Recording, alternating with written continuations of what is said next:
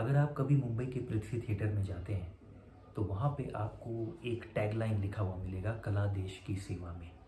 और ये पृथ्वीराज कपूर साहब का एक बहुत बड़ा योगदान है पृथ्वी थिएटर। मुंबई आप कभी भी जाएँ तो आप वहाँ जाएंगे तो आपको एक वाइब जिसे कहते हैं वो नज़र आएगा कला प्रेमियों का। और वो जो कम्युनिटी है उनके साथ जुड़े रह के आप कला से एक आत्मीयता महसूस करेंगे। कुछ लोग कला का इस्तेमाल अपने व्यक्तिगत स्टारडम के लिए भी करते हैं कि फिल्म इंडस्ट्री बहुत बड़ा माध्यम है, तो यहाँ जाकर पैसे कमाने हैं, अच्छी लाइफस्टाइल जीनी है, ये उनकी सोच है।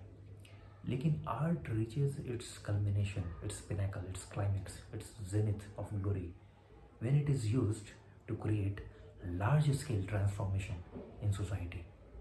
To create such an impact is worth celebrating and emulating.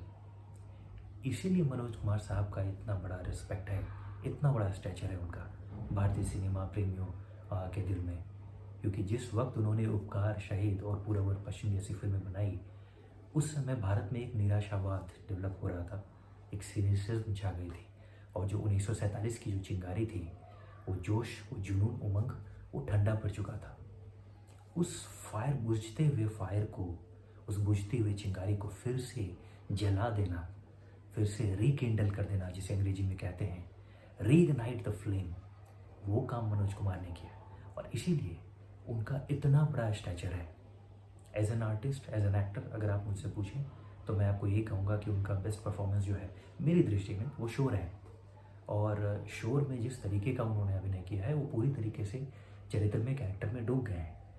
और वो एक अविस्मरणीय वो फिल्म भी है, उनके गाने अच्छे हैं। लेकिन मैं उन्हें एज एन एक्टर याद नहीं करता हूँ, और मैं उन्हें एज अ डायरेक्टर भी याद नहीं करूँगा। कई सारी फिल्में उन्होंने बनाई।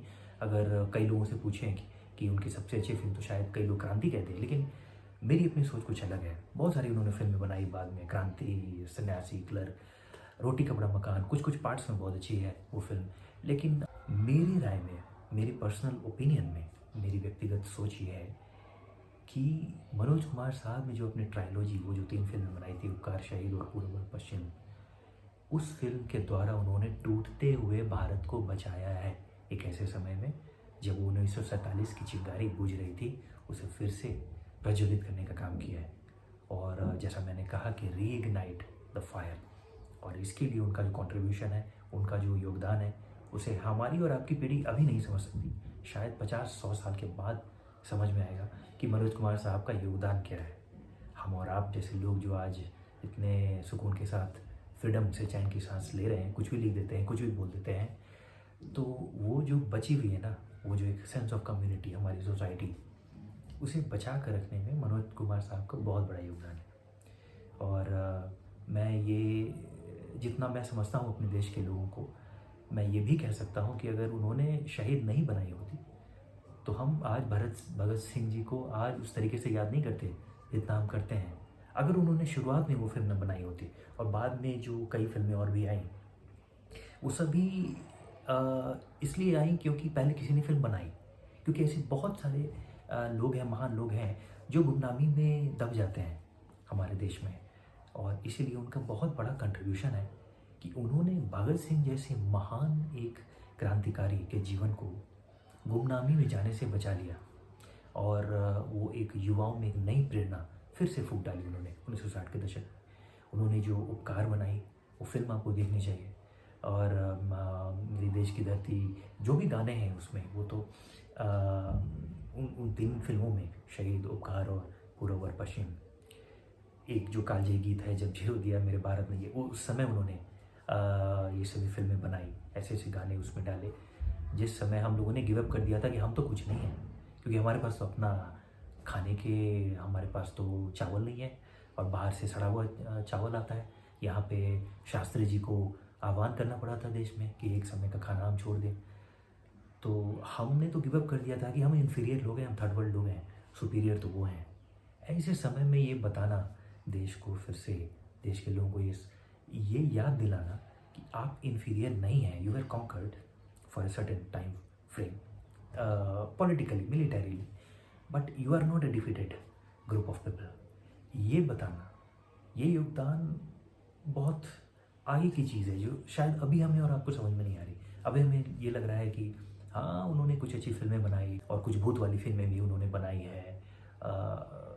कुछ अनीता जैसी फ़िल्में बनाई हैं, हरियाली और रास्ता, कई सारी फ़िल्में उनकी है।